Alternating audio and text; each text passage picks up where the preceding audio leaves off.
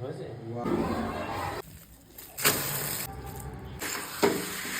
সকালে উঠেই আদা দিয়ে চা খেয়ে নিচ্ছি।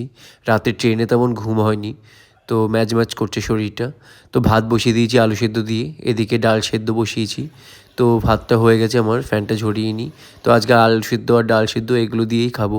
এসছি এখানে ডালখোলাতে বাড়ি থেকে, তো খুব একটা কিছু নেই সবজি, তো এগুলোই মাখিয়ে নিচ্ছি। পেঁয়াজটা হালকা সটে করে নিয়ে আমি আলু সেদ্ধ আর ডাল সেদ্ধ মাখিয়ে নিলাম। তো খেতে কিন্তু দারুণ লাগে। আর একটা ডিমের অমলেট, একটা না দুটো ডিমের অমলেট করে নিলাম একসাথে। তো এই যে খাবার, ভাত, আলু সেদ্ধ, ডাল সেদ্ধ, ডিমের অমলেট। জয় কি স্কুলে বেরিয়ে গেছে, স্কুলে আজকে বুক ডে আছে, স্টুডেন্ট উইক চলছে। তো বই দিয়ে দিয়েছি সবাইকে। তো ছবি এসআইকে পাঠাতে হবে, সেই জন্য আমরা ছবি তুলছিলাম।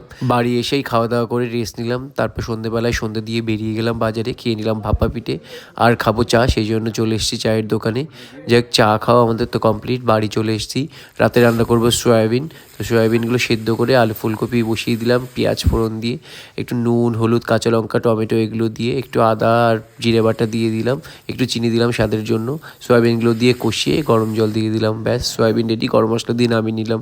এদিকে বানাবো রুটি। যাক, ভিডিওগুলো কেমন লাগছে আমাকে জানিও, যদি নতুন কিছু দেখতে চাও সেটাও জানিও। তো ভিডিওগুলো পারলে শেয়ার করো। দেখা হচ্ছে পরে ভিডিও।